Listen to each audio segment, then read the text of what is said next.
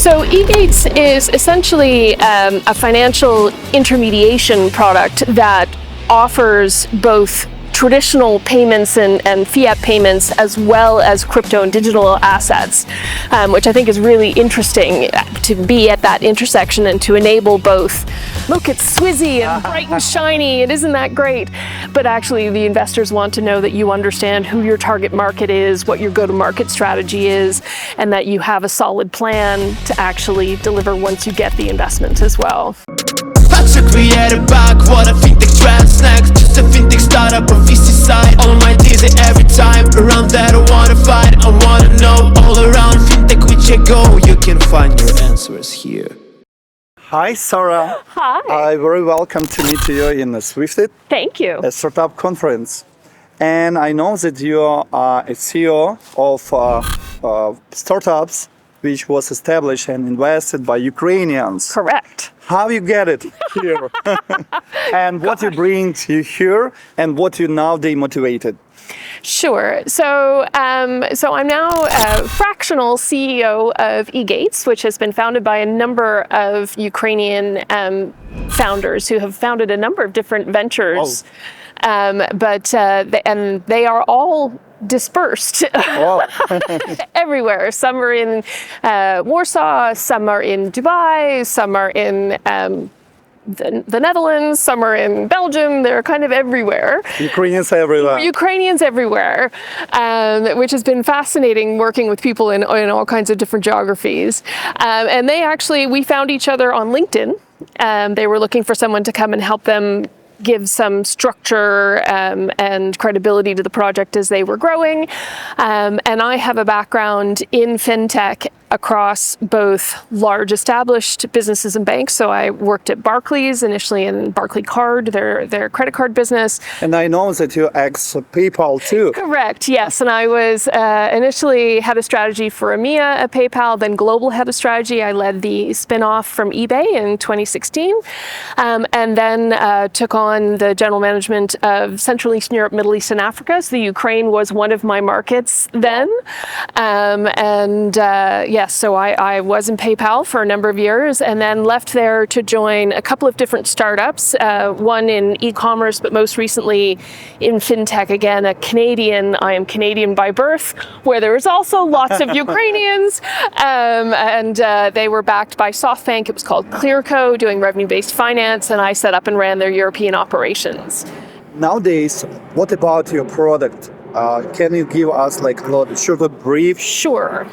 So eGates is essentially a financial intermediation product that offers both traditional payments and fiat payments as well as crypto and digital assets, which I think is really interesting to be at that intersection and to enable both crypto or Web3 players to accept fiat payments, but equally more traditional retailers and others to accept crypto or digital assets.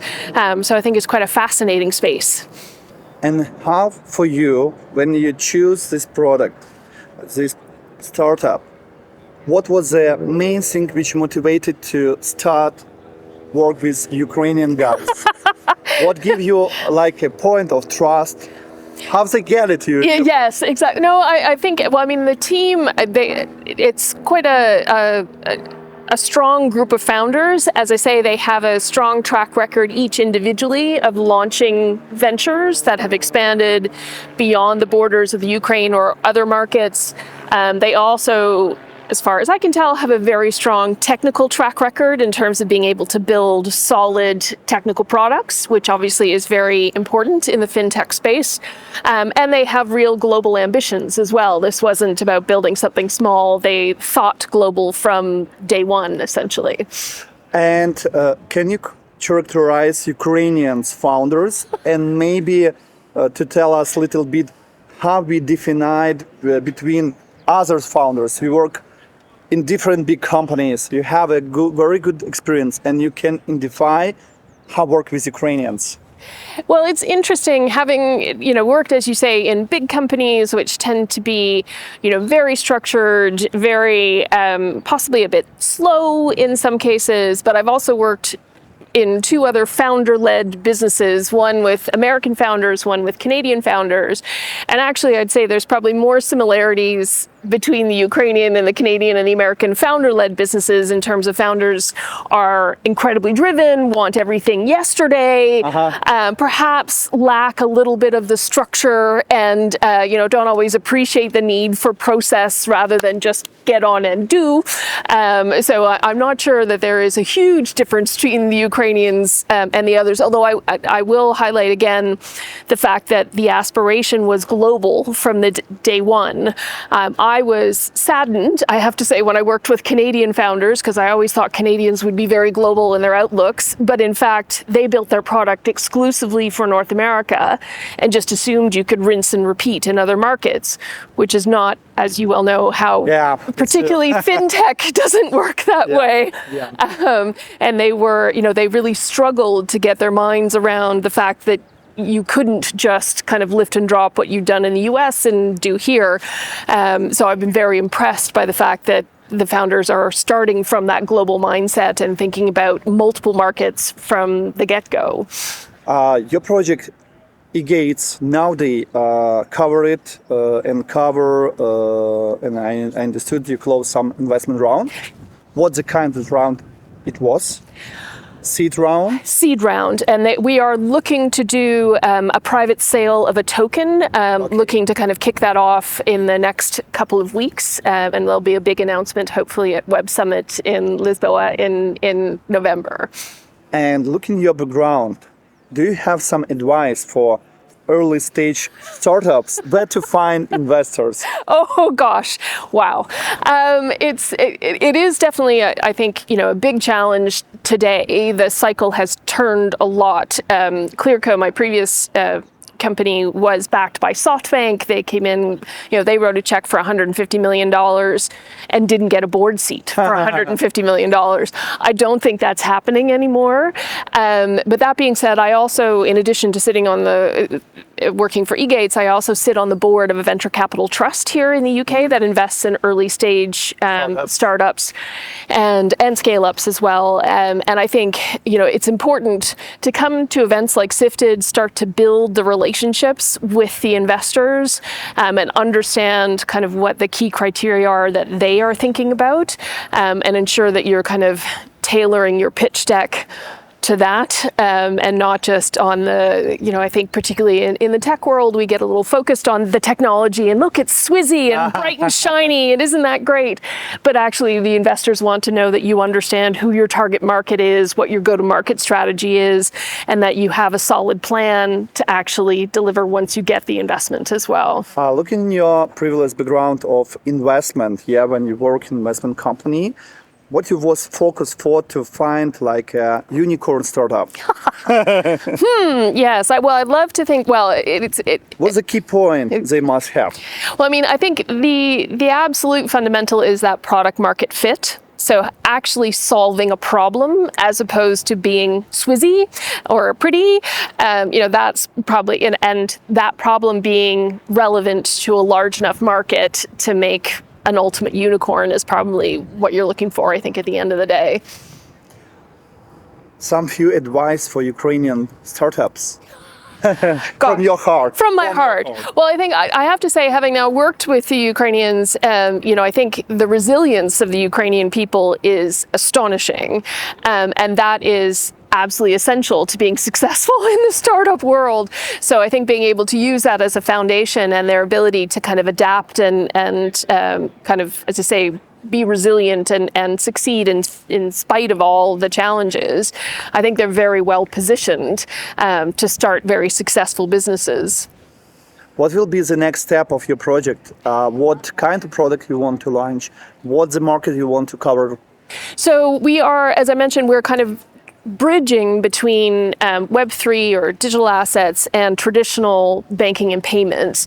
And so we have already launched a KYC product or KYB product for both crypto and traditional financial players. We are about to launch a payment gateway, both for crypto assets and for fiat payments as well. And then we're looking to build out a whole ecosystem to kind of support that community. For your personal vision, what will be the next step of development and innovation in fintech area for next 2-3 years? I think it's interesting given the turn in the cycle. There was so much kind of froth in the market up until about 18 months ago, and there was a lot of focus on the bright and shiny. And I can say this coming out of, say, the revenue-based finance space where I was before. There were, you'd have 6, 8, 10, 12 players all going after the same market segment, doing pretty much the same thing. I think what we'll see going forward, what we're starting to see, and what we'll continue to see is, as I mentioned, you will have to be very disciplined in terms of focusing on a genuine problem and focusing on solving that problem rather than kind of snazzy marketing and all those fun things. Okay. Okay. Well, for your vision, what saves society? Carbon credits or AI? Oh my God. No, not simple. Maybe you have the said one answer. No, yeah, well, it's interesting because Canada is where I'm from, is one of the early adopters of carbon credits, etc. But I would like to believe that actually AI will help us to come up with better solutions to the climate crisis. So perhaps it's a combination of the two. Green.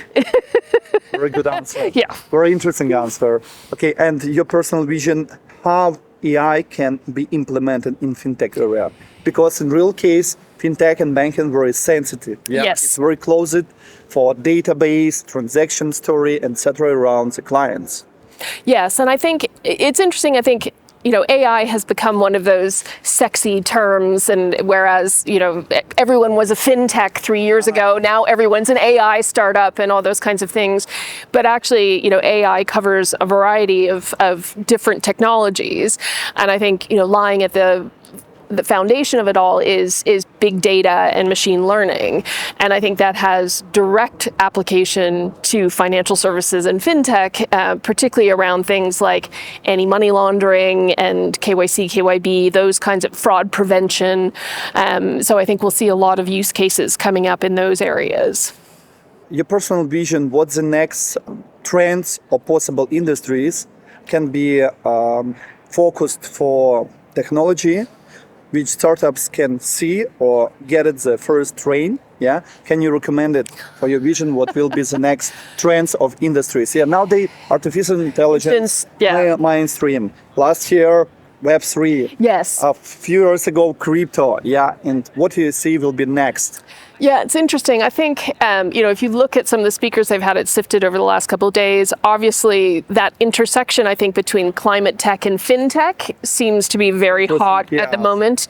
The other thing... John from Stripe yesterday. Yes. I know that they implemented for the payments. You can see what your carbon are in your product. Yeah. Exactly. And that's the fund that I sit on the board of. We have invested in businesses that help you to track that, and then someone who can partner with that to help you offset what it is that you've just created.